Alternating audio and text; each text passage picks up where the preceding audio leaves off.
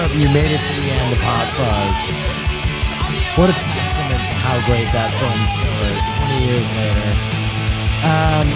So, yeah, you just watched one of my favorite movies of all time. You just watched Hot Fuzz. And obviously, it is a homage to some of the great over-the-top cop thrillers of all time. They really make no bones about showing you where the influences are, right? You quite clearly see Point Break, Bad Boys 2, Hard Target, like all in the frame. You see the DVDs of it. And Edgar Wright, really wanted to make a pure homage to those films. But I think what makes this film truly great, and I think what makes Edgar Wright great, and I've said this many times, is his editing style. I cannot believe how fast that movie feels. That is a 2-hour plus movie. 2-hour movie. And the pace is absolutely breakneck from the opening scene.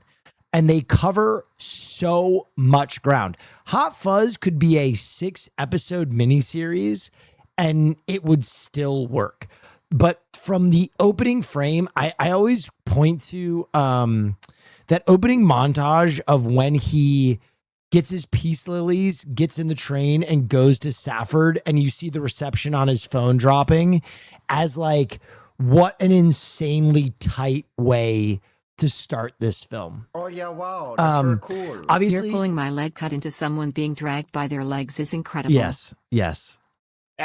All the Planton payoff is incredible. Anyway, this is part of the Cornetto trilogy. The other films in the Cornetto trilogy are Shaun of the Dead and The World's End, both of which are really fantastic films that are a lot of fun to watch. In my opinion, I think Shaun of the Dead stands atop all of his films as like this incredible triumph because of what it was when it was. And Hot Fuzz is like 1B. They're both 10 out of 10s. I think Shaun has a little bit of the edge because it was the first I saw of his and it was like so mind-blowing. Hot Fuzz is just a perfect fucking movie, though. Hot Fuzz is a perfect fucking movie. And was this anybody's first time seeing Hot Fuzz? If you put a 1 in there, you should definitely rewatch this because of all of his movies. I think there is the most hidden in the frame. There are so many references. There are so many little jokes. There are so many little asides and moments where I'm like, oh my God, that's so fucking brilliant. Whoa! Ruckus! 543, thank you so much.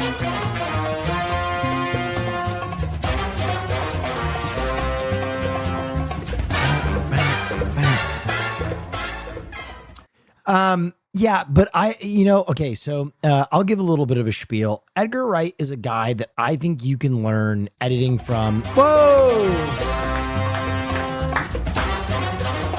Tap Dancing Hamster, thank you so much. Oliver Fowl, thank you so much.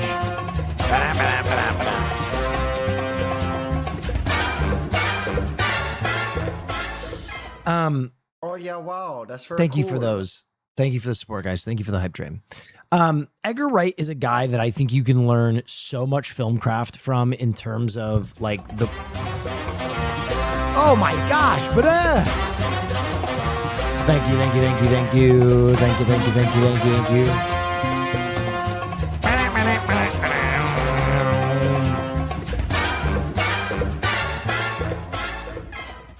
Thank you. Edgar Wright is a guy that you can learn so much editing craft from, and I think Hot Fuzz is probably the film that you can study the most. Aside from maybe Baby Driver, which is a long exercise in syncing an entire film to a soundtrack, which I still think is very fascinating to look at. But Hot Fuzz, the editing of it is like so incredible because It is somewhat edited. Thank you, Easy Bake. Thank you. I am I'm gonna turn off the audio capture.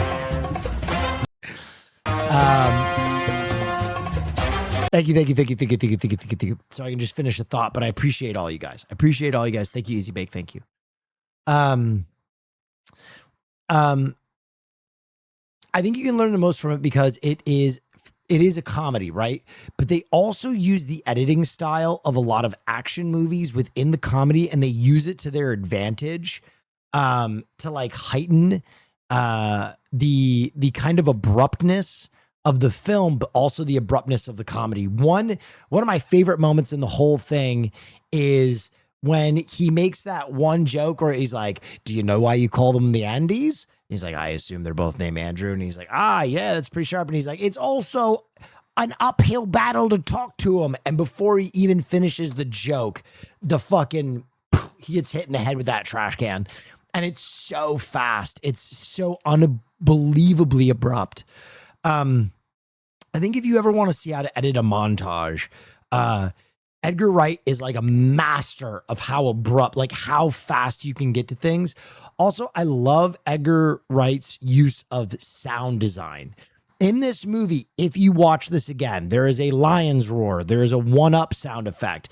There's, the sound of like chains hitting a wall. There's like a lightsaber sound effect. There's kaiju sound effects in the fight in the village. Like he utilizes so many amazing sound designs, and it like makes his films feel so flushed out. I don't know how else to describe it other than that. A lot of times when I watch films, they feel very like sparse. Edgar Wright's films just feel packed. Like every frame feels so dense and so well populated and textural and varied and well conceived. I think the other show or project you could watch, and I think we're gonna watch an episode of it one day on stream now that it's like 100 years old, is Spaced. Spaced was Edgar Wright's first project ever, and it inspired so much television after the fact. It is really, really fucking brilliant. This is Edgar Wright's first project. And if you ever want to see how to make a low budget comedy that feels like it's a like network, like there's millions of dollars in it, Spaced is that fucking show. Yashai, thank you so much. I appreciate you. So definitely watch Spaced. As I said at the beginning of the film night, I really wanted to watch an Edgar Wright film because The Running Man and ultimately also Last Night in Soho were such big disappointments for me that I was kind of like, man, I miss the old Edgar Wright. Edgar Wright growing up for me was the can't miss director. Shaun of the Dead, Baby Driver, Hot Fuzz, Scott Pilgrim, World's End, Spaced. Like everything he made was such a home run. And his last two movies have just felt like he's like phoning it in, or I don't know what has happened to Edgar Wright, but I wish I did know, because it seems like big misses. Ruckus 543, thank you so much. Running Man had good moments. I'm grading on a curve. If Running Man was some director that I didn't absolutely adore, Edgar Wright might be my favorite director, pound for pound, dollar for dollar. And I don't expect him to make okay. I expect him to make life-changing. And ultimately, I think after the Cornetto trilogy, he didn't want to make projects like that anymore. And ultimately, I wish he fucking would give me a fucking Cornetto octuple film clusterfuck.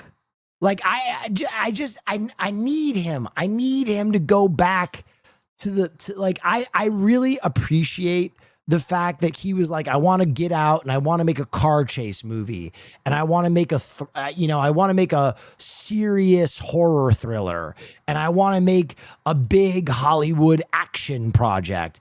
But like, dude, please get back to it, man. You need him. I need him. I need him too. An artist never repeats his creativity. That is absolutely not. Have you ever heard of Wes Anderson? He's been making the same movie for 50 years, man. What are you talking about? Yeah, Marsh is right. Put the cornetto in the bag, little bro. Put the cornetto in the bag. No, I'm excited to see what Edgar Wright makes in the future. Ultimately, I think there is a high possibility you see Edgar Wright as a director within the DC universe. It makes too much sense to me. It makes too much fucking sense to me. He and Gunn have so much in common. I think that is a match made in heaven, and I think eventually you could see that because of how comedic Edgar Wright is. But I kind of had to just wipe the taste of Running Man out of my mouth. And I'm glad that I did because it is a reminder that this guy has music in his fingers. And I absolutely love him. Anyway, ladies and gentlemen, that is my spiel. That was film night. I hope you stick around for this next part where I open it to questions.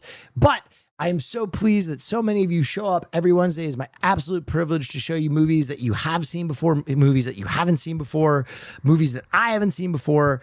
We've been growing in size for the last fucking 6 years, and we had 7,000 people from around the world tonight watching a film. So that's great. Now, ladies and gentlemen, boys and girls, this is where I open it up to you to ask questions about this film, other films, or film in general. So the floor is yours. Go ahead and ask some questions. Jesus Christ, I'm so dry.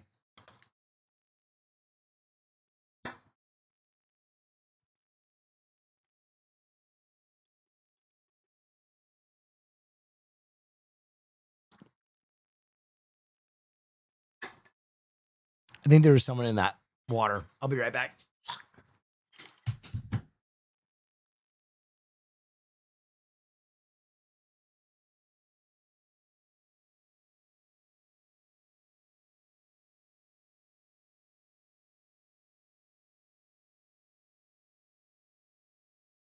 That was not a fresh water. Okay. Sorry, guys.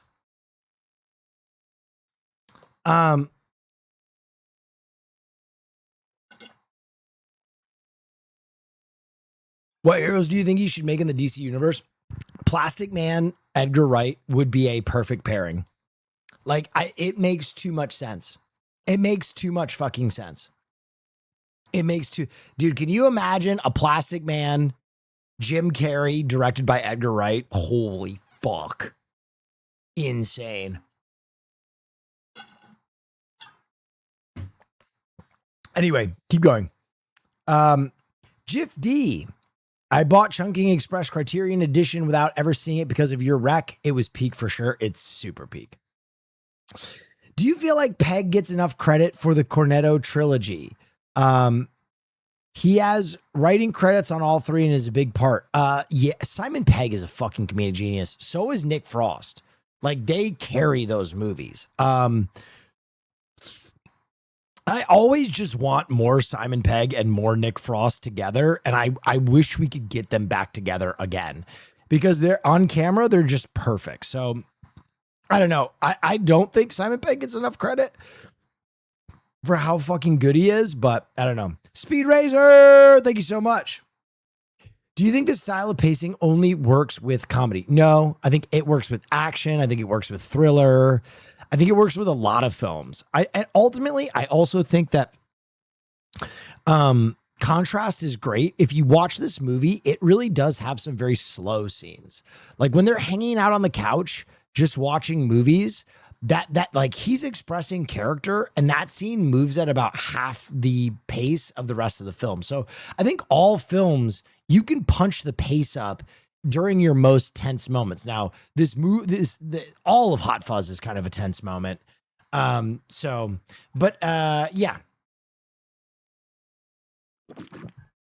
I don't know if I would do it in a romantic comedy. Could you briefly give your take on World's End? World's End is a great film. It's probably an 8 out of 10. I don't know if it is an appropriate final chapter to such an incredible trilogy. It's an 8 out of 10. It's a good movie. However, I think he wanted Peg and Frost to kind of play against type for the last one, because their characters were so similar in the first two. And I think it was a good idea. I just think it was the wrong execution. And maybe, he didn't need to do that. Can we get blind film nights more consistently in the future? Maybe, but I don't know. I like to show you guys things I can teach about, right? It's a film course, and I'm not as apt or able to teach about a movie I haven't seen. So I like it. I like it to be a rare treat. The best part of World's End is Rosamund Pike, though. God, Rosamund Pike is such a fucking babe. Where do you rank Scott Pilgrim among his films? I'd probably put it at number 4. I would probably go Shaun of the Dead, Hot Fuzz, Baby Driver, Scott Pilgrim. But I like Baby Driver a lot more than most people. I'm guessing you've talked about it already, but the last Fear and podcast was absolute fire. On my question, have you watched D''EAD? Let me see what this is. Dead. No, I've never. Oh, this is Brendan Lee Mulligan's wife's film. No, I haven't seen this. Just came out. I haven't seen this yet. I plan on watching it though. Shouts out to Brendan Lee Mulligan's wife. This is her film. It's got a lot of talent from The Dropouts. It's dude, I hear it's great, so I'm excited to watch it, but it just came out.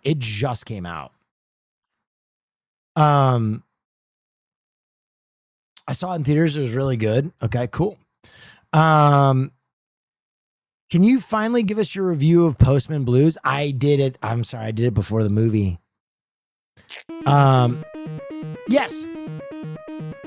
Personal favorite Edgar Wright movie? Personal favorite Edgar Wright movie. As I said, Shaun of the Dead.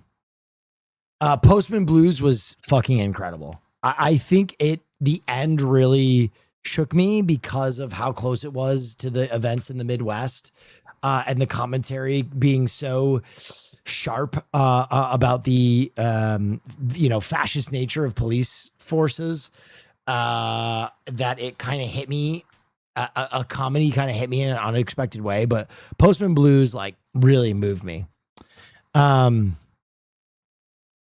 Are there any rewatchable movies nowadays like this one? I feel like I find something new every time I watch Hot Fuzz. Bring Her Back, I think, is one of those movies, but it's not a comedy. I don't know how many really rewatchable comedies I've seen recently. I'll be honest. I don't think I've seen many good comedies in theaters for quite some time. I noticed a lot of hidden swans in this, and it was my first watch. Do you know if there's some particular significance of the swan representing chaos? I think the swan is just the ongoing joke of he is this super cop and he can't wrangle this fucking swan. So at the end, him just hopping out of the car and being like, get in the fucking car, is kind of this I finally got my man. But there's many times in the film where he has to decide between pursuing what he's pursuing or catching this fucking swan, and he has to leave the swan. You know what makes me want to watch? You know what this makes me want to watch? Romeo Must Die? The gun in Shakespeare feels like a reference to it. Damn, Romeo Must Die. What a fucking Dude, DMX and fucking Jet Li. Golly. Kind of a fire movie. Rap, oh, da, what y'all really want? Would you agree that Edgar Wright does better with less budget? Hot Fuzz is not a small budget movie. Yeah, I mean, Hot Fuzz was $16 million US. That's not a cheap film. That's not, that's not like a $1 million, $2 million film. That's small. No, it's not. With Peace and Love, it's not. Like 1 to 5 million is a small budget. 1 to 5 million is a small budget. 16 million bucks is quite it's like a medium budget film, particularly for a comedy. That's nothing by today's standards. I think you're wrong. With Peace and Love, I think you're wrong. I think you're just used to watching like Avatar or like a Marvel movie, which $16 million is not much for that. But like, let me put it in perspective. Every single Blumhouse movie you've watched for the last 5 years has been $5 million or under. Like that's, there are a lot of Hollywood like small budget is $5 million and down. $16 million is like, it's like a medium budget film. It's, it's not like ludicrous, but also Baby Driver had a big budget, if I remember correctly. Yeah, Baby Driver was fucking $34 million. Like, again, that's not crazy. But compared to like a blockbuster, yeah. But like, let me just point something out. Remember that movie I told you, Reflection of a Dead Diamond? That's like small budget. As I said, 5 million. Much, much smaller. And they got a grant from the, what was it, Brussels Film Prize or something? Yeah.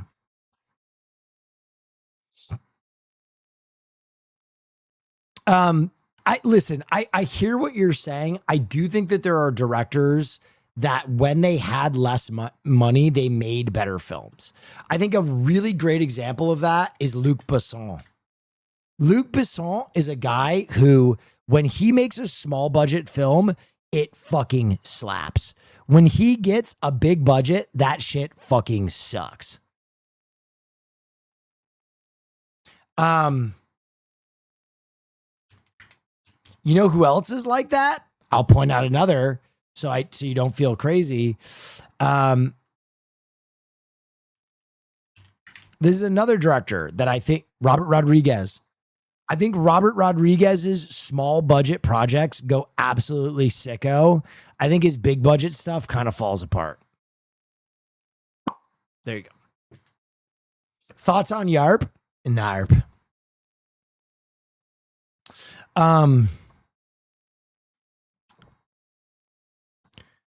What's your opinion on Spy Kids 3? I'm gonna be honest, I've never watched Spy Kids. Do you think Edgar Wright's editing style lends itself best to comedy? Yes. Quick answer, yes.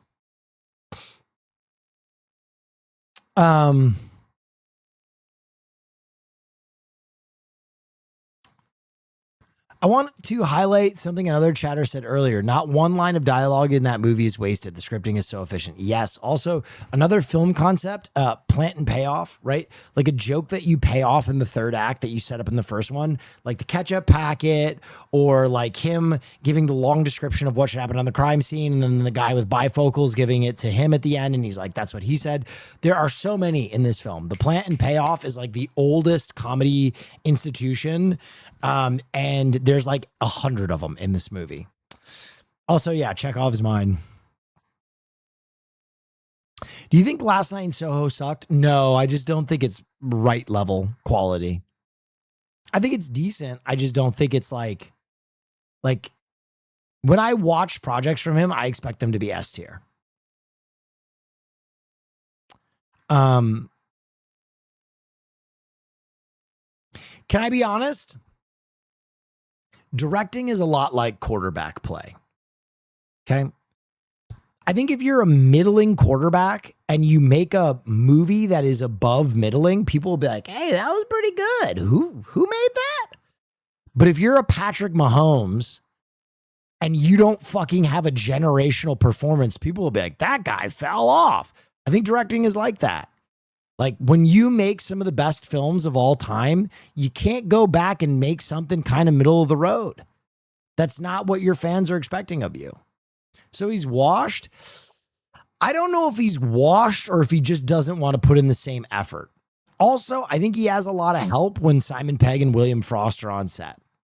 I think those are his guys to bounce comedic ideas off of, period. Like, I think those are his guys. You know what I mean?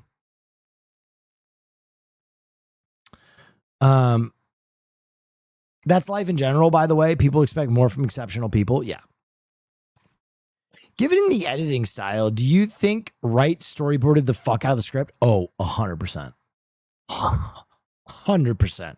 Meticulously.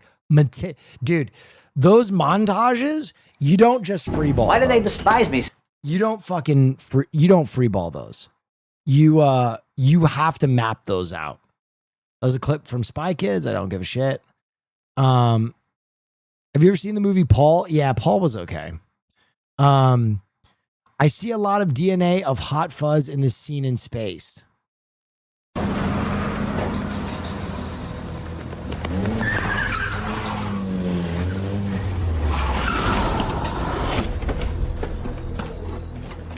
Oh. What? You know what? He who laughs last, laughs longest. What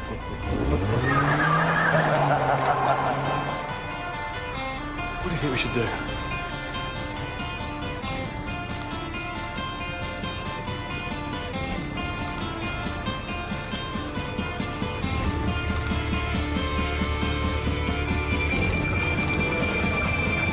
Let him have it.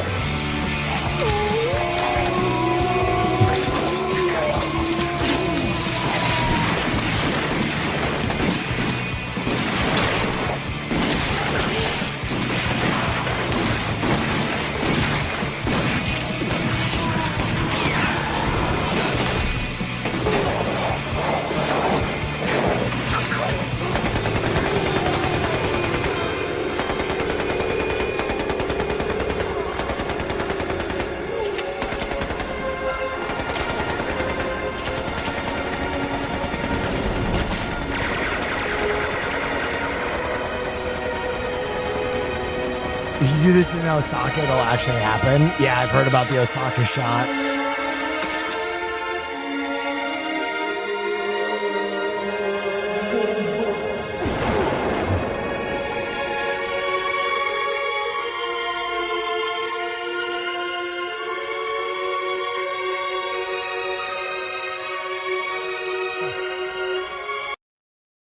Fucking phenomenal. If you've never watched Space, you can watch it in like 3 days. It's so good.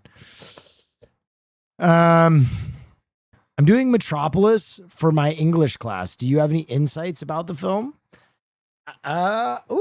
Metropolis is kind of, that's a spicy old silent or black and white film. Metropolis, what insights do I have? Man. I think Metropolis is really interesting because of how much it shaped people's vision of like future tech. Truly, Metropolis, like so many people watched it. And in the same way that like the Epcot Center really shaped like how people looked at the future. Metropolis by Fritz Lang is like one of those movies where people were like, oh my God, this is how the future will look.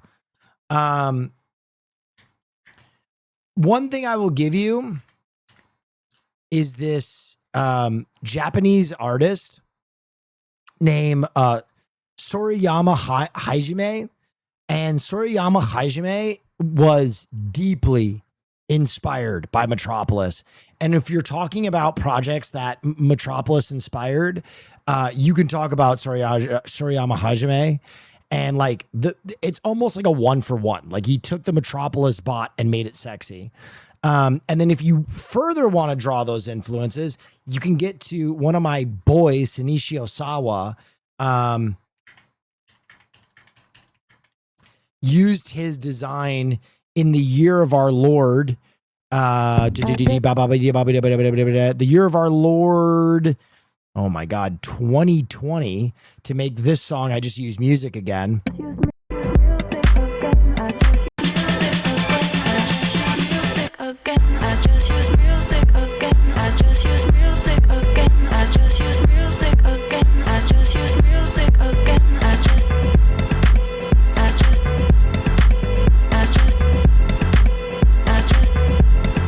So ultimately, what I'm trying to say is if you're writing a paper about Metropolis by Fritz Lang, one of the most interesting things is like the ripple effect of his designs and his vision of the future and how many times it shows up in different art forms.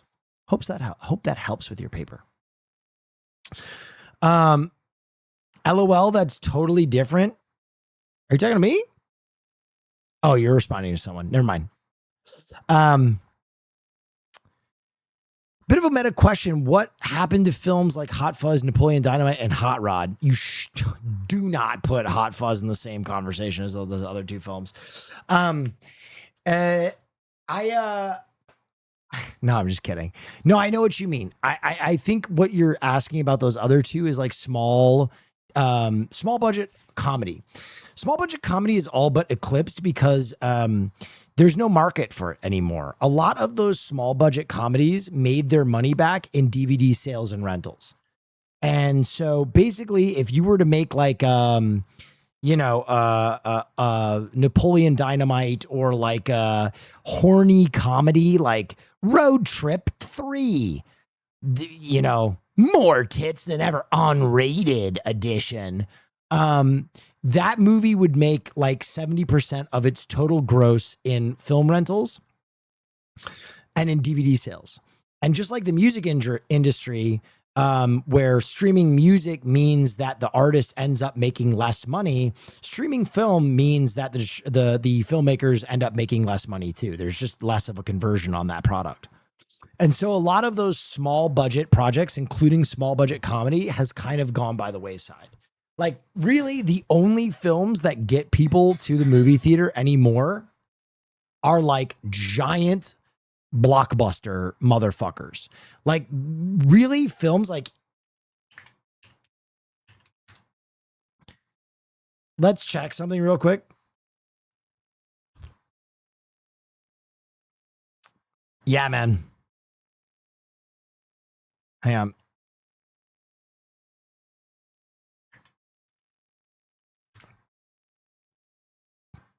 Yeah. So like, even like Marty Supreme is doing okay. Like Marty Supreme is doing okay. It's made $80 million so far.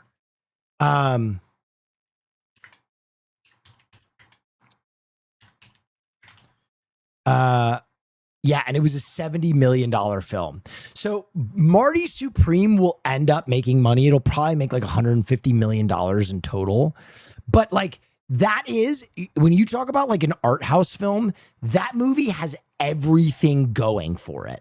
Like it is being pushed by the biggest actor. It's going to win all the awards. It came out during award season. It was a Christmas release. Like, when you talk about an art film like doing well, like that is the tippity top. And like when you talk about a box office, like that's still nothing close to like superhero shit, Avatar shit, Transformers shit. Like, unfortunately, like that is what people are really like rushing the movie theaters to see now. is like ultra high budget, almost like visual experience films that are less of like a coherent plot and more of like a loud noises, I bright feel like action. there's scripts and movies, they still exist, but they're picked up and subsequently driven by on-demand mindsets and directives. Yeah, I think the other thing that happened, I'm going to be honest, I think all like the Criterion storytelling has moved to television. I do think that something really bizarre happened where there's such strict requirements on how long a film can be, right? It's an hour and a half to 2 hours. If you want a film to succeed, it's an hour and a half to 2 hours. And I think there are restraints within that amount of time to tell a story, right? Like to tell a really different or unique or thorough or in-depth story, an hour and a half runtime is tough. And so I feel like a lot of great projects, storytelling projects, have moved to television. Television has got some bangers. So yeah, I don't know. We will see though, because like if Nolan can get people back in movie theaters with the Odyssey, and the Odyssey is 4 hours long, people like that's going to change things, right? The industry is going to be like, oh, this is doable. But it's going to depend on how the Odyssey performs with a 4 hour runtime. 4 hours, that's the rumor. That is the rumor, is that the Odyssey is going to be 4 hours. Same thing with Doomsday. The rumor on Doomsday is that it's going to be like close to 3 hours.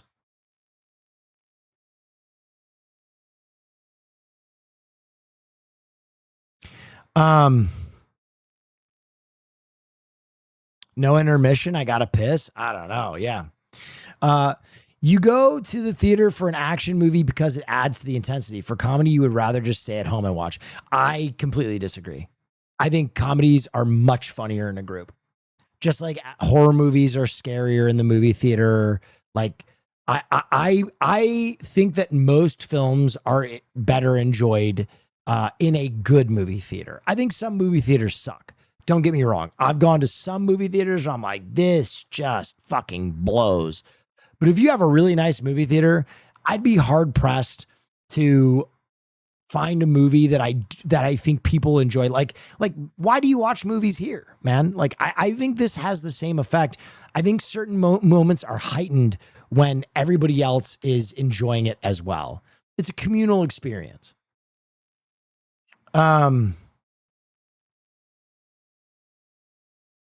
But I know for a fact comedies hit harder with a big audience.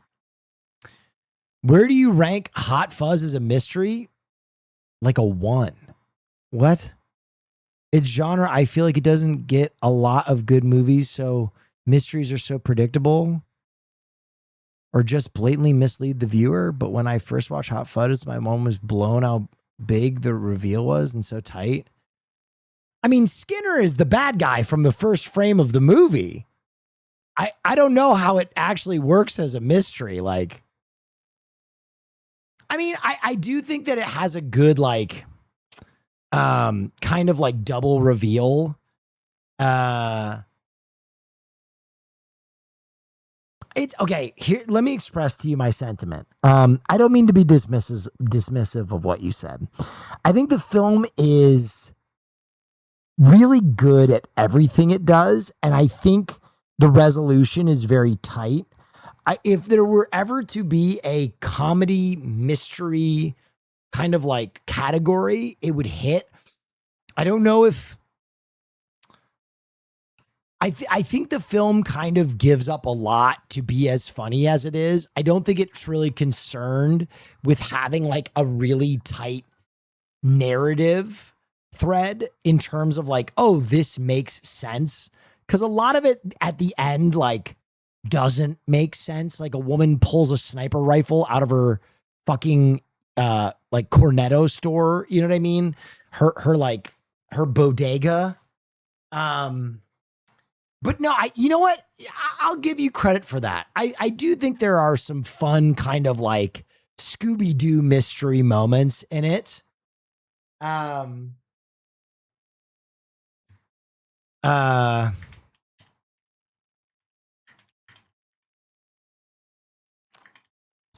To me, I think like a really great mystery film is like the writing is like airtight. It's like airtight. So like for me, Chinatown, Usual Suspects, trying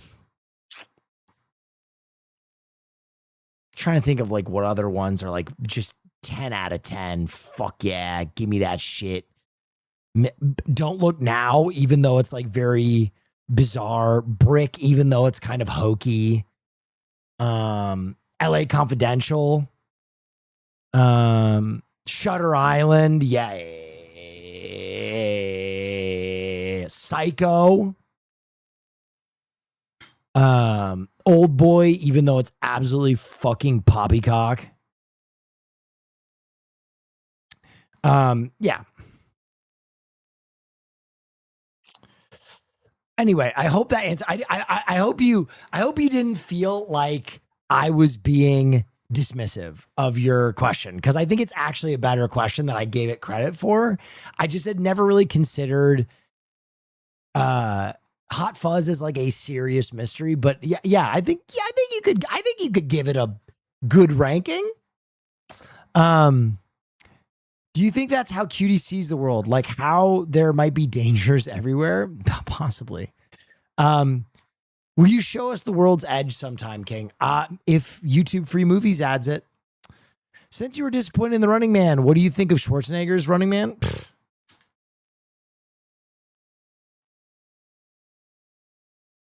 Fantastic.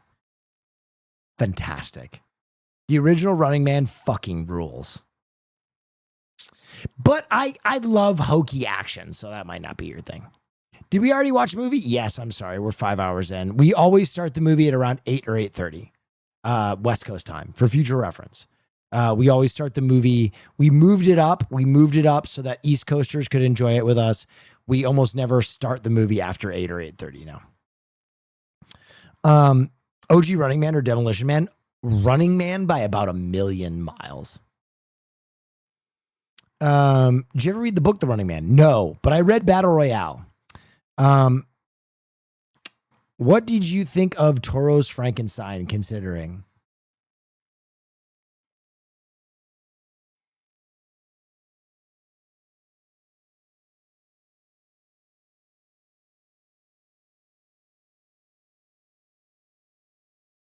I liked it. I liked it. I thought it was good. I think I kept asking myself like why, but then I always remember like his whole thing is like humanizing monsters, and like Frankenstein is that story. You know what I mean? Like Frankenstein is really the original, like the monster is not the monster. Dr. Frankenstein is the monster. And so I'm sure that he has been a Frankenstein fan for forever. So Del Toro, I think, was really excited about this.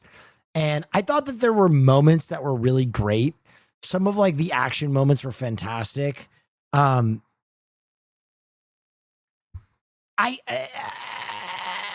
I don't get hot Frankenstein. I don't. I'll put it out there. Frankenstein was too fucking hot. Like, I know that he tried to make him not look hot, but he's just far too hot. Like, I know like part of his skin is blue or whatever, but like he's just, I mean, like, look, he's like sexy. He's like in Elle magazine. This is Frankenstein. They have Frankenstein just taking sexy photos in Elle magazine. You know what I mean? Like, come on.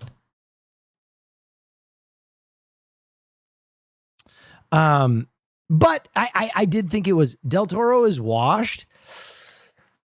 I don't know about that.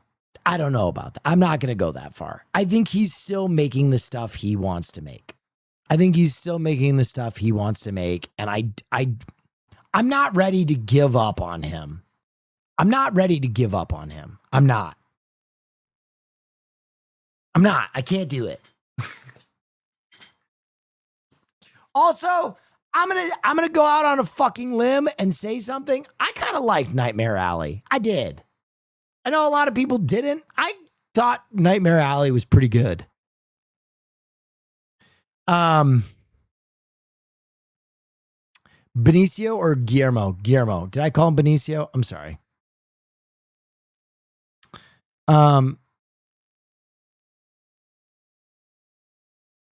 The monster is supposed to be uncanny, too beautiful. Based on the original book, I do not remember that part where he was too beautiful. Ruckus, thank you so much. I appreciate you so much. That's a lot of stuff. Del Toro has been waiting to make Frankenstein for 30 years. Yeah, I mean, that's what I said, right? Like the core expression of what he's trying to do is humanizing monsters. It always has been. It is the core of every one of his films. It is the core of every one of his films, humanizing monsters. So, what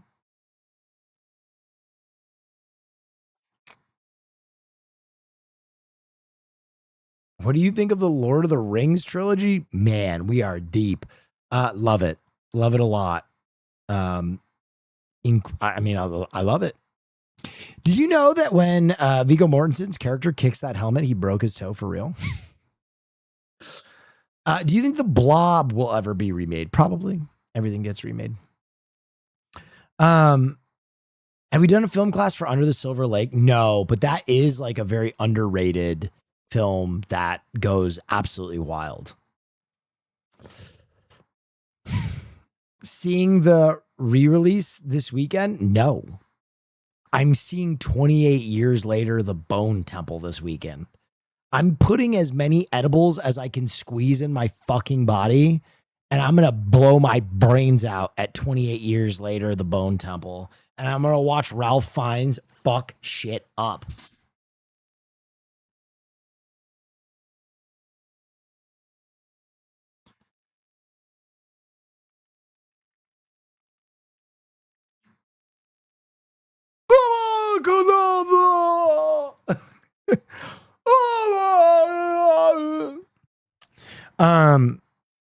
Yo, same. Yo, same. Real. Thoughts on Romanian cinema?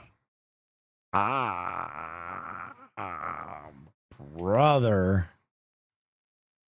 Romanian cinema. Have you ever heard of Radu Jude? No, I have not heard of Radu Jude. I gotta be honest. This is a blind spot for me. I don't know much about Romanian cinema.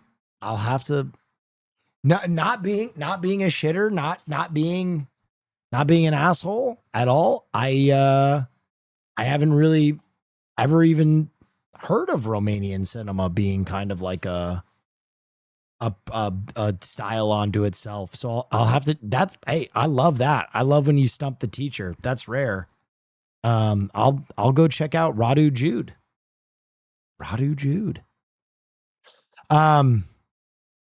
Because it's not, I think every region has its own style of film. And I think there's something to love everywhere. Truly, I do. I'm a big Uganda film guy. I think their film style is fucking rad. Hey, Bad, what is the next video game you are most excited for? Meowgenics. Meowgenics is going to be a fucking banger. I'm waiting.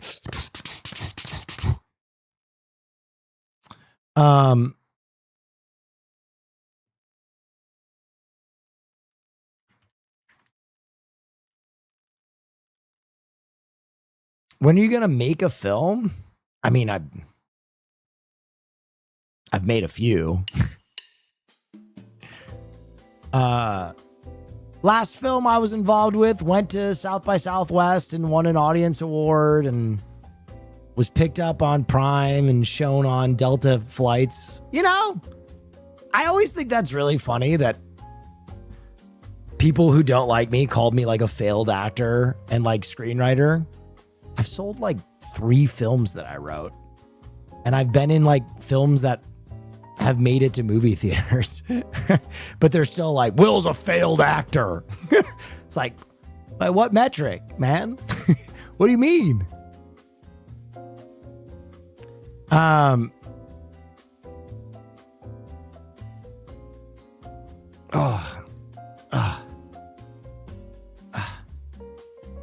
Who said that? That's a go-to. That's a go-to for Will Neff haters. You'd be better as a director. Yeah, I don't know about that.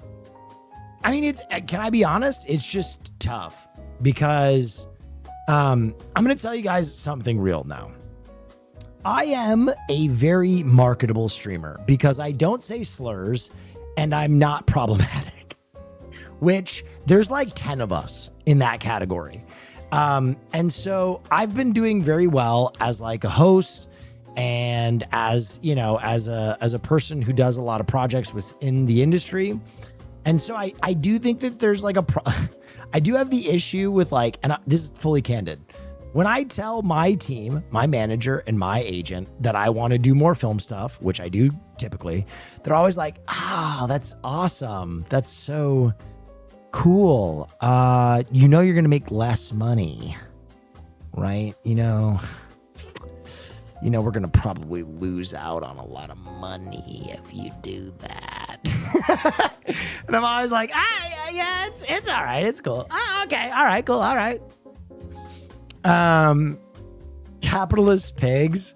Hey man, everybody's got to earn a living. You know what I mean? My team's got to earn a living too. And I've become kind of a staple for a lot of them. So listen, they always begrudgingly put me out. I would like to do more film stuff. I'm working on a comic book still. I probably am going to do more sketch this year. I've been going out for a number of auditions. You guys don't know this, but last year I probably did like 30 different, like acting auditions and probably another 30 like voice acting auditions. And some of them got pretty close. Like I told you, I got a call back for Tony Chopper on One Piece. You know what I mean? Which would have been crazy if I was like, everybody's got a purpose. You know what I mean? Like that was crazy to me that I even got a call for Tony Chopper. So, I mean, that's pretty cool. But yeah, ultimately, I'm very time poor. If I really wanted to get back into film, the thing that I am best at ultimately takes the most time and makes the least money. And I doubt I could stream at the same time. And it's writing. You know what I mean? Like screenwriting. I am still in the Writers Guild of America. I have sold 3 films. And ultimately, it's hard. I'm fucking dyslexic. You know what I mean? I'm a dyslexic guy and I need to sit down and fucking just cook in order to get movies made. And I just don't know. Can you reveal the 3? Yeah. I made a project with Caroline Kwan called China Doll, which we stole to Blumhouse. And it never got made. They still own the rights. There are a lot of reasons that didn't get made. Mainly COVID, the act of God that basically shut down filmmaking. It was all set to be filmed in New Orleans. And then there was a worldwide pandemic and it just never came back. So, you know, there's that one. But that film was great. It was a horror movie that focused on the fetishization of Asian women. Kind of in the same realm as a Get Out, but for being an Asian woman, which I thought was pretty cool. I wrote another film called They Hear It, which was sold to a company called Amblin, run by Steven Spielberg. Yeah, that was really cool. My buddy Julian Terry was set to be the director. And they actually rewrote that. The script was rewritten by David Robert Mitchell, the guy who wrote It Follows. And I've told you about that project before. It was a kind of like a Lovecraftian horror film about a sound from the deep recesses of space. There's this whole lore about the sound that they use to keep Azathoth asleep. And this kid goes to a planetarium and he hears, he basically is at a listen to space exhibit, and he accidentally listens to the blind idiot god Azathoth and becomes a harbinger for like the end. And that never got made either. So yeah. And then I wrote one other piece called The Nurse, which got optioned and never made. So, I do it successfully. It just the film industry is a brutal and absolutely soul crushing industry where you can earn a living and never see your art come to fruition. So, you got paid though? I got paid, motherfucker. I got paid. I didn't really care about getting paid. I'm going to be honest. I've never cared about getting paid. Listen, being able to pay my fucking bills, clothe myself, order Uber Eats, buy some drugs, take care of my family. That is the money that I care about. I've never been like a materialist. I've always been someone whose main goal is to entertain people. I've been a storyteller and an entertainer since I buy cologne. Actually real though. You know what? Money is sick because I can buy all the cologne I want. That is, you know what? Real. Because I buy cologne like I'm a rich person. I'll be honest. That's my biggest vice is cologne. Caroline makes fun of me every day because of all the cologne I own.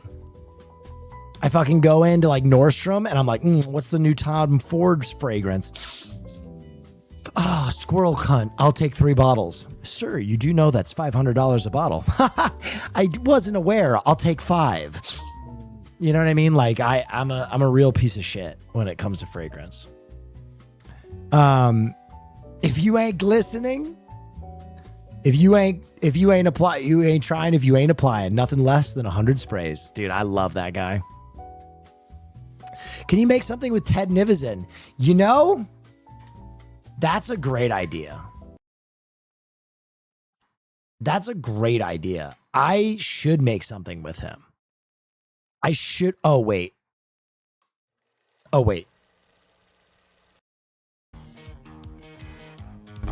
told me that I'm just the same. I've got a ball across the board of what you want and what you came here for. So I'm waiting for you. I said, please just let me stay. Yeah, it's Wilbur Soot. I know. The guy got fucking canceled. I didn't know. Let me stay. By the way, this was long before he got canceled. I guess you know now what to expect. He lives your own life in retrospect. Wait, he was canceled? I really don't know the story on it. I've heard that something happened. I really don't know the story. I have no interest in getting into it.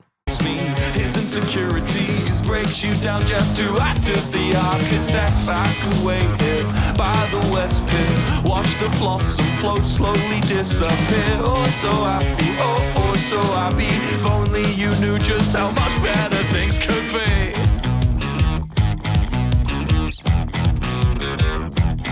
Was that Caroline? It was not.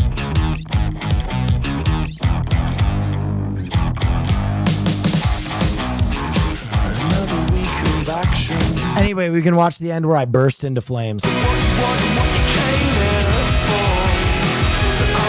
Also, this was the most demanding acting I've ever done in my life because Ted was like, bro, we need you to burst into flames and I need you to violently shake. And we did like 30 takes of this to the point where I was absolutely pouring sweat.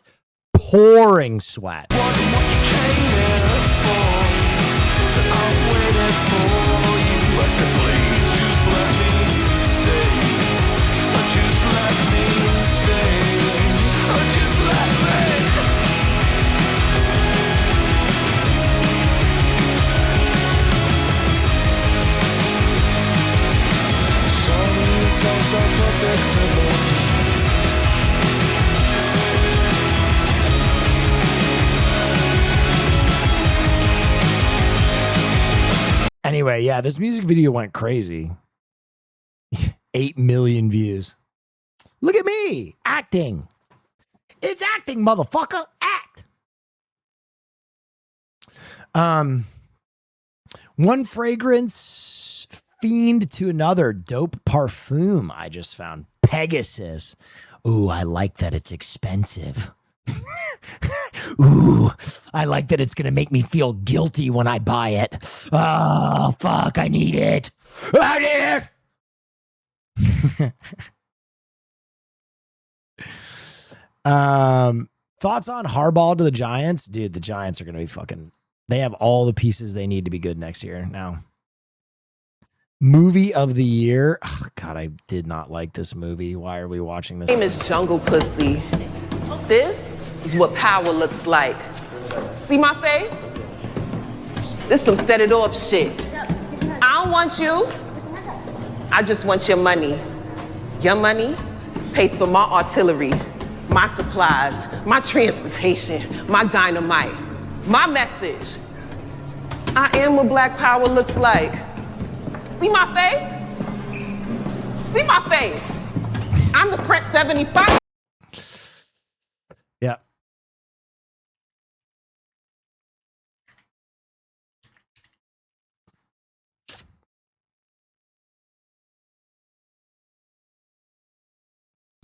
Anyway.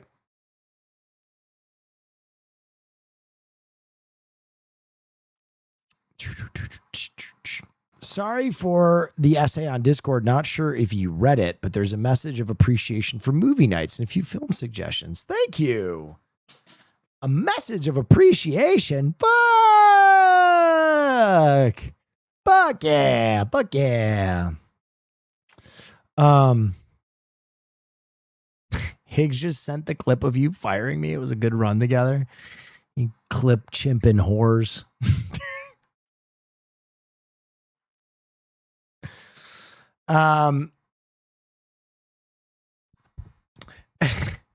Did you see Steve Aoki remade Cascade Every Time We Touch?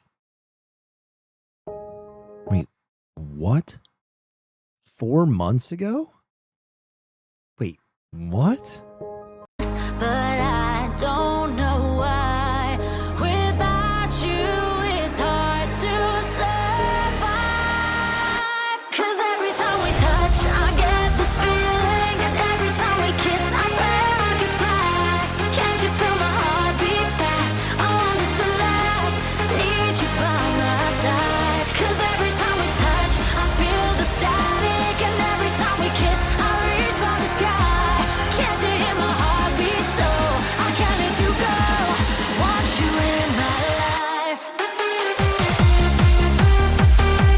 Wait, it's just a pure remake.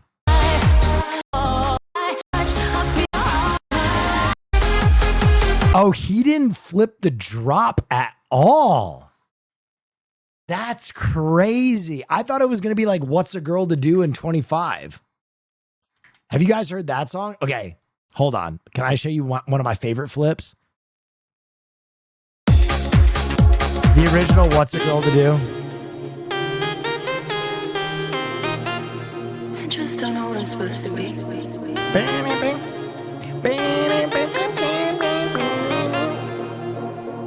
Does it get easier?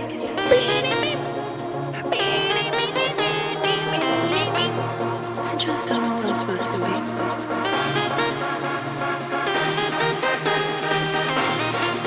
I just don't know what I'm supposed to be. And then the flip of this is dude, the flip of this is absolute panic. This flip is panic.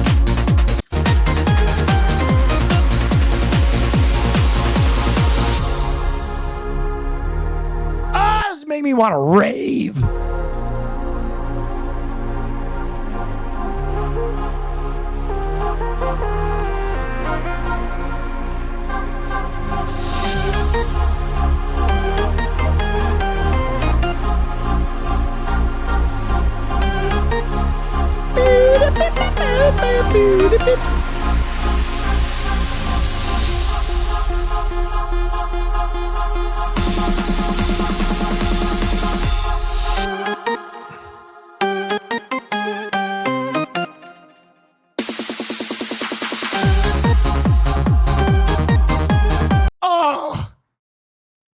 shoot it into my fucking heart.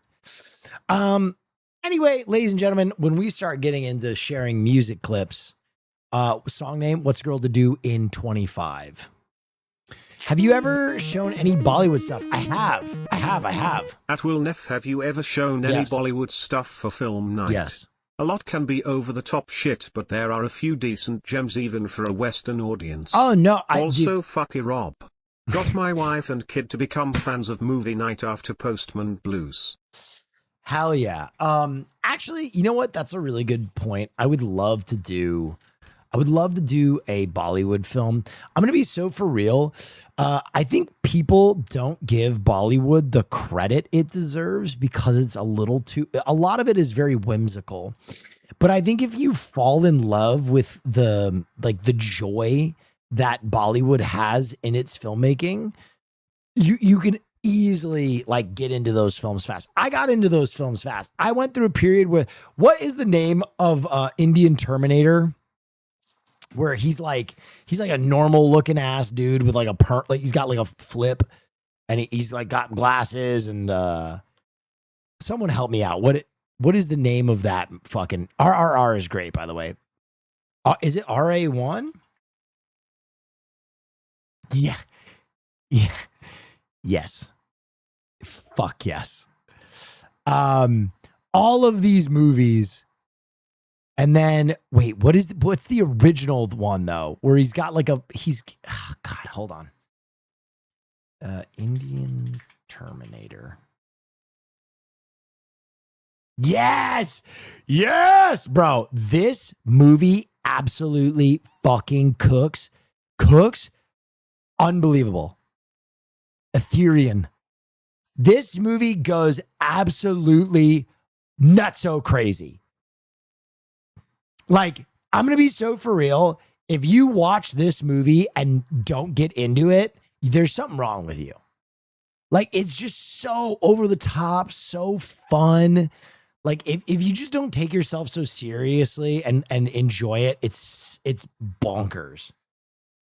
I got to watch more Bollywood on stream. I haven't done Bollywood enough credit. We got to watch more of those projects. We might have to watch one next week. I don't know. I am really sorry, but I am from an envoy from Shy Stream and they've requested.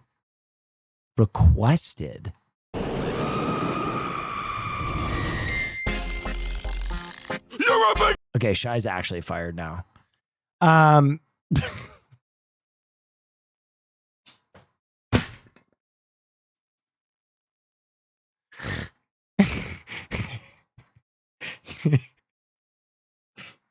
Get that MB the fuck out of here. No, I know you didn't do it. You're being framed. Shy would never do that. Don't you frame my editor. Don't you fucking frame my editor.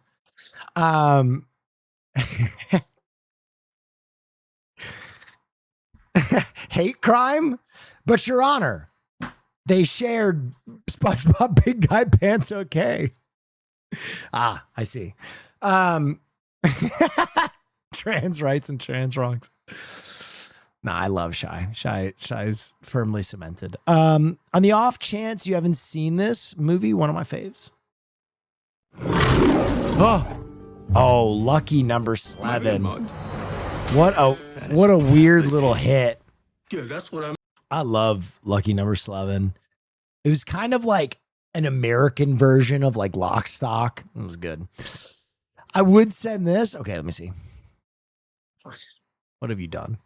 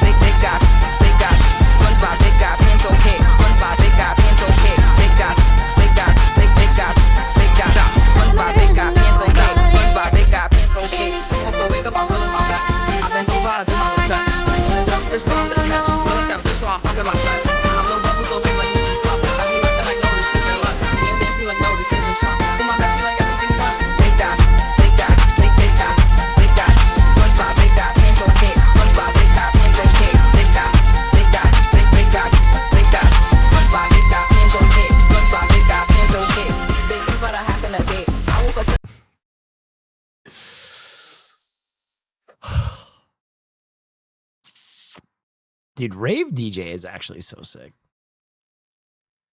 Let's make a rave real quick, shall we? I'm gonna make you guys something nice.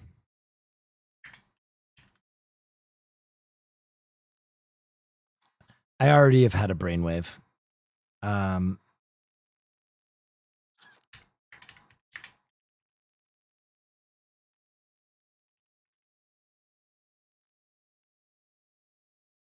Great mashup. Okay. What did I want to do? Oh, ladies and gentlemen, that's gonna be brain freeze. That's gonna be it for film night. That is gonna be it for film night. I appreciate y'all so much. Is Caroline still streaming? SpongeBob, big guy. Okay, Caroline's still streaming. I'm gonna send you over to Caroline. Film night is its own thing. I hope you guys enjoyed. It was a 5-hour stream. No Cobblemont. The server's down.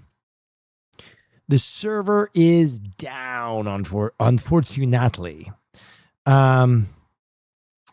Anyway, I appreciate you guys. Thanks for stopping by. No Survivor? No Survivor on film night. Film night's its own thing, guys. You come, you watch the movie, you get the fuck out. Anyway, I appreciate you guys. Thanks for showing up. Wait, my mashup still isn't created. Hold on. Come on. The problem is when I talk about rave, so many people go there that it doesn't get made. I also have a guest over, so I feel bad. Like Christian is in my house right now. You know what I mean? Christian is physically in my house. Come on.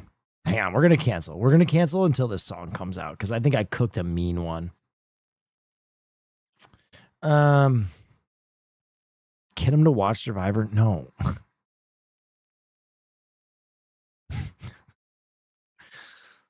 I'm not Hassan. I'm not going to make my guests sit here while I stream. That's crazy.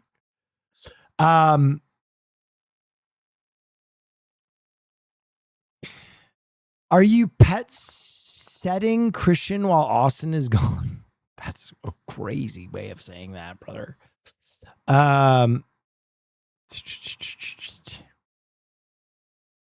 Wait, is the Cobblemon server back up? Hold on. Let me just check one thing. If Cobblemon's back up, we might Cobblemon.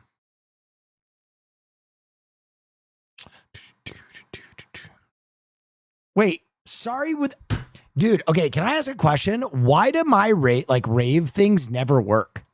It never works.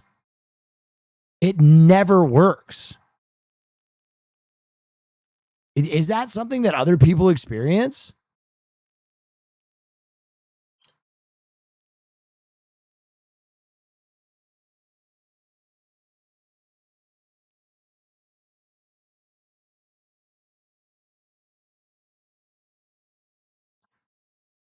Ad blocker and cookies? Is that it? All right, I'll try opening it on Firefox.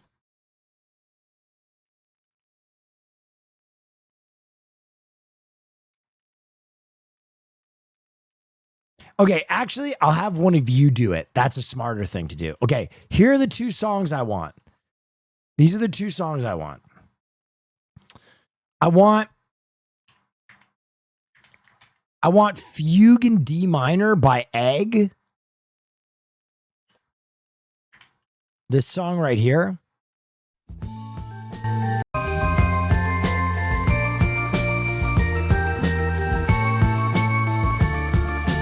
And I want B-Boy Alpha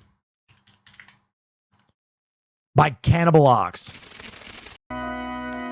Dropout space, I'm around, need whiteout.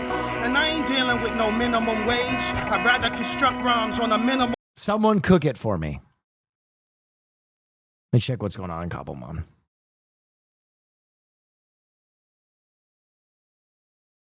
Hey man, thanks a lot. I really needed this. Had a long workout. Wait. Blah, blah. Hey, man, thanks a lot. I really needed this. Had a long workout. Enough sleep. I'm good now. Cheers. Thanks, man. All right. I'm glad I helped you sleep.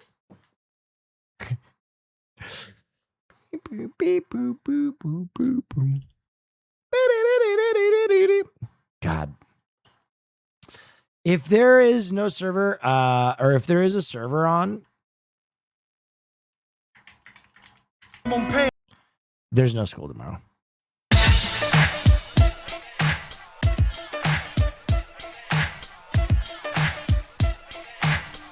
Bro, you know what we should do? We should honestly watch the music video. Hold on. God, the music video is fire. Will you be live tomorrow? I will be. I'm live almost every day.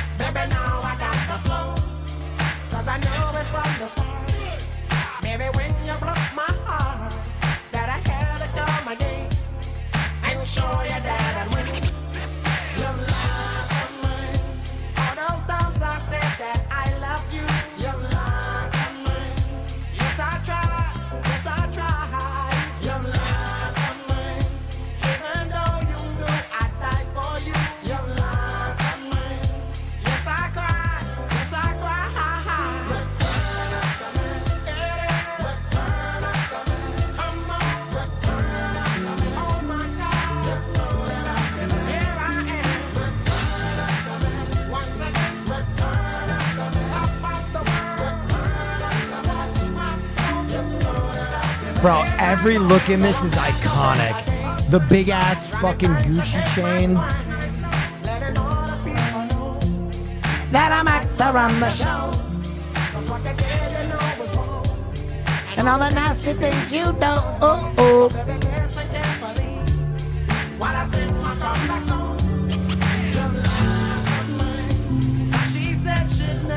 Wait, hold on.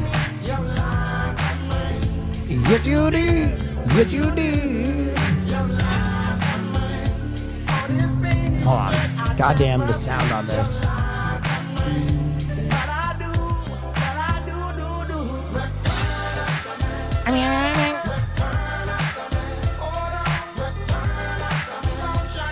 Wait.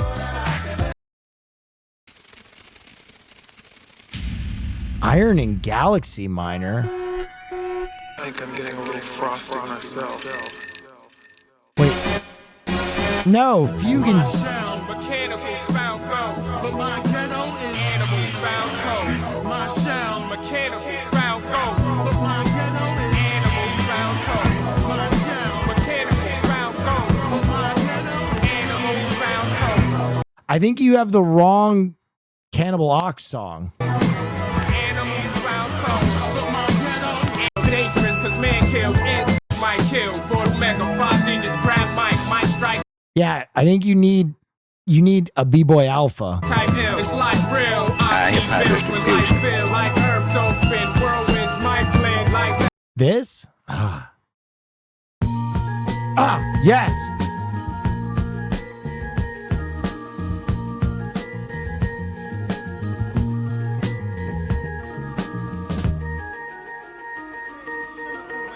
Hip-hop distribution. Pulling the chrome out, and you acting like pulling the chrome out. Hated the sound of grandma's crying a crooked letter. You can hear it from the ground or where the sky thunders. Make you wonder about early Sunday morning. Relatives dressed in black and they all mourning. Flows be banging in the paint, throwing elbows. My first fight was me against 5 boroughs. I lost my first wish, but remembered every detail of my first kiss. That's that Bronx tale bliss. The holiest of holy hip-hop. It was 88. Even at the age of 10, phrases levitate. Drinking little hard quarter waters. Dodging stray slugs on the corner in that exact order.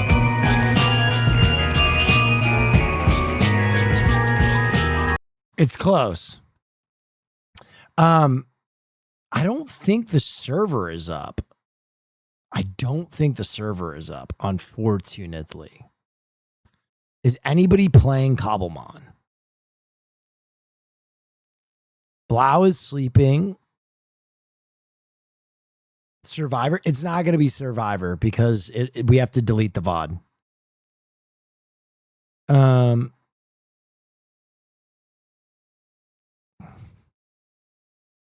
Nah, it's not up, guys. I'm sorry. All right, we got a little extra time at the end there, but now it is truly time to raid Caroline Kwan. Also, I just want to make something clear. If I watched Survivor at 1 a.m. with only 3K of you here, the rest of the Survivor heads would fucking panic and rage. Especially if I deleted the VOD too. They'd be so livid. All right. Sending you over to Caroline Kwan. Thank you for joining me tonight. I hope you had a wonderful time. I will be back tomorrow. This weekend I'll be watching football. We got a lot of... She's ending? No. She's not. Is she? Fuck.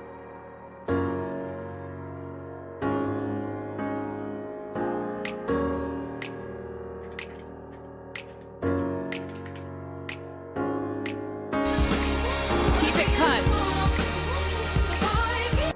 Fuck! Fuck! Fuck! Oh, fuck! Fuck! Oh, fuck! Fuck! Oh, fuck!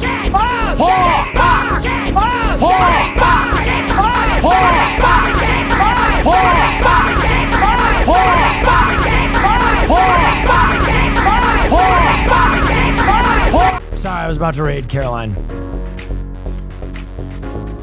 And what was created was some kind of incredible loop. So sorry about that. God, this song is good.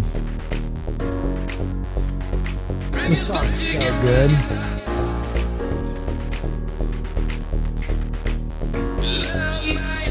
Bring us back together.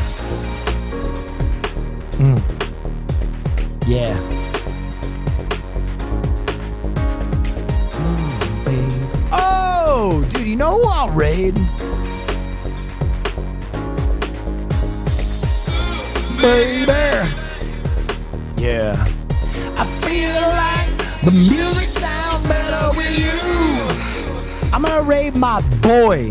I'm gonna raid my boy, my guy, my dude, Brandon, aka the God Ace U.